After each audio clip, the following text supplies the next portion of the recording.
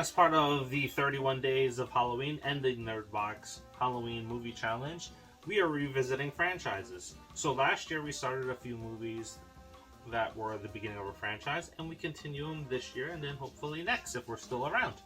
So what we're talking about is probably one of the best zombie movies that are out there. And this one is a little bit like a video game. Welcome to another episode of the Popcorn Confessional, and this is Dave from Nerdbox, and I'm accompanied by my wife Jen, also from Nerdbox. And on this episode of 31 Days of Halloween, we are talking about Record 2, or as some of you may say, Rec 2.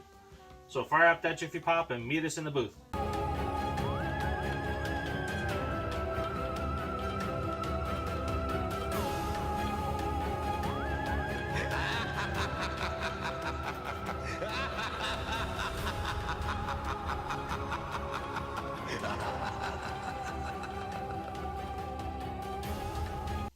Record 2, I don't say Rec 2, that's just weird.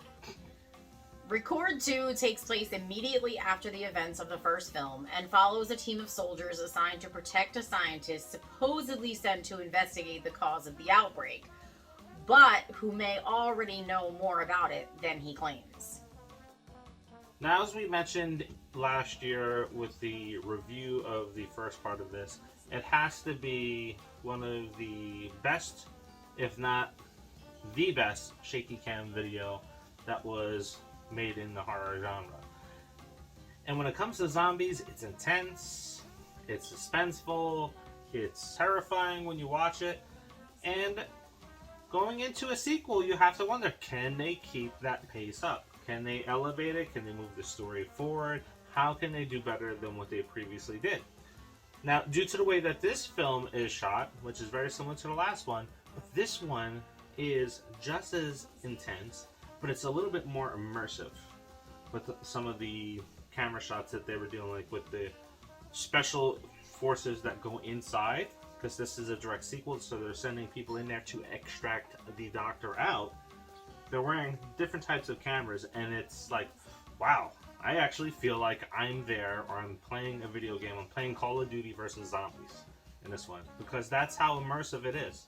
So essentially, for a sequel, the bar was set high, and I feel that it achieved it. So I think the biggest thing in this one was probably the element of surprise, bringing back like a previous person from the first one, and also the scientist not being who he said he was, because that I didn't see coming. Yeah, I think that was a nice thing. So not only did they deliver on the first one, they didn't make a carbon copy of the first one. Mm-hmm. So they added a few different elements in it to progress the story into maybe new directions and things that you should probably check out and say, oh, this is maybe not a virus, maybe these aren't zombies, maybe there's something else. And that's what kind of plays out in this film. Mm-hmm. Well, I think that I always kind of got the feeling, even watching the first one, that they're not zombies, that it was more like a kind of like a rabies type thing, right? I mean, that's the way it kind of presented itself. I mean, like, these people would like foam at the mouth, and I don't know, it just, to me, it just seemed like they were like rabid animals. Mm-hmm. And it's something that when you take it from that angle, it could be something that really happens in real life. When you think about it, right? Yeah. If we go back, well, people were on bath salts and they did that stuff. They were chewing people's faces off, so.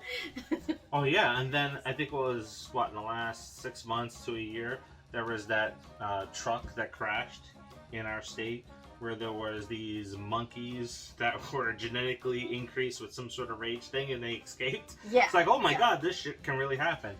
Absolutely, and I think that I think we've just been like overexposed to zombies at this point, so like right away we're just kind of like, oh, it's zombies. It's not zombies. I mean, there's literally a scientific explanation, and while it may come off as like a zombie, let's face it, people are not reanimating, right? They're not going to walk around, and as much as like we talk about, if a zombie apocalypse happens, this is what we're going to do, because why not? We want to think that way, right? But it's not zombies. People are not going to reanimate once they're dead. It's just not, that isn't going to happen. They're not going to reanimate and start like eating people, and that's just not going to happen. But other things, yeah, sure. I mean, they could be injected with something. They could have some sort of a disease. They could have something wrong with their brain. They could ingest bath salts, right? And then they start chewing people's faces.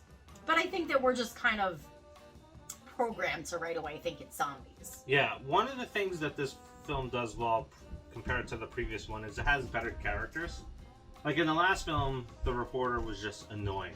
Oh, it's like, shut up! I hope you die first of all of them. Yes. Right? And she was that news reporter. It's like, oh, I gotta get the shot at all costs. Yeah. I don't care if anybody gets hurt or dies, but if we get the shot, we got the story. Yeah. And so we have a better character and a better lead character in this film. And also, we don't have some of that racist or stereotypical racist type of stuff in there with the Asian couple and the way they talked and all that other stuff. So that's all kind of out of there too. So yeah, I like the fact that we don't have the reporter this time. It's just like regular people that are and teenagers that are like kind of like dealing with it. And they're being stupid, right? They went into a place they're not supposed to go, and then they have to deal with the consequences. But that reporter, I wanted her to die from the jump. Yeah. So my wife mentioned teenagers. There's two separate crews of people that are going in there. Yeah. So you have the scientists going in with a team that I mentioned, and then the teenagers that she's referencing is, if you've seen the first one, and if you haven't, go watch the review right now.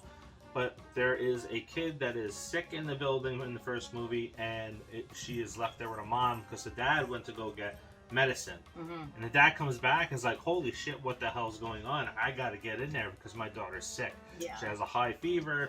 I got to make sure that she's okay. So the teens help him get into the building, which is pretty cool. So you have two sets of groups that are going into this building, and essentially chaos continues. Yeah, well, I think that anytime a teenager goes where they're not supposed to go, there's chaos. So. Just when they say they think they got it, sometimes they don't. They never have it. They're young. I think, again, so this one is safe to watch with the entire family. Yeah. If they're easily scared and you don't want to scare them, then no, you don't want to watch this with them. But if you have fun introducing this to your kids like we would, and you want to scare them around this time, then that's something that you want to just say, hey, let's watch this. Yeah, and I think this is one that they'll get over pretty quickly. Even if they get a little scared or like jump scares, I think they'll get over it pretty quickly. Now, where this differs from the American version is Quarantine 2 is surrounded by, well, Quarantine 2 takes place on an airplane and in an airport hangar. So you can go and watch Record 2, and then if you go watch Quarantine 2, you're going to get two separate stories, which is very good. So yeah, it's nice to see a little bit of an expanded universe. Now, I don't know if we'll do Record 3 next year, because that one I didn't care for, so I'll probably have to watch it beforehand to see if I want to go through it again. But I will tell you this, because you haven't seen Record 3. Some elements of Record 3 found its way into Fear the Walking Dead in one of their better seasons. And I'll leave it at that. Which, there wasn't that many good seasons with Fear the Walking Dead, so you'll probably be able to figure out which season really quickly. Anyway, it is the quest for 5,000 subscribers, and you can help us get there by checking to see that you are subscribed to the channel. And if you're not, please click that button. Also, like and share. Yes, please do that as well, because when you do that, it helps expand how many people actually have this video show up in their algorithm for YouTube. So you're helping us out by spending less than 5 seconds. You hit up on the arrow button if you're watching this on TV, and you click the thumb, or you just click the like button on whatever device that you're watching it on, and we appreciate it. And also, so do the people that we bring onto our other shows that we help try to promote their films, like Terrifier 2. 2019, we were the first channel under our old name to have the Terrifier 2 cast reunion. We're the first channel to have Terrifier 2 Easter eggs. We were the first channel to have Scream this year's Easter eggs out there, and the most comprehensive one. But also you get to see other artists that are on the channel, like Jason Brooks with the new Friday the 13th, Bloodlines Vengeance 2 movie that he had worked with CJ Graham on. It's free on YouTube. Go check it out. You get to meet people like Glenn Payne, who has Driven out, and he has Killer Concepts. So there's a lot of cool things that we're covering. Yep, absolutely. Anyway, so until tomorrow, see ya.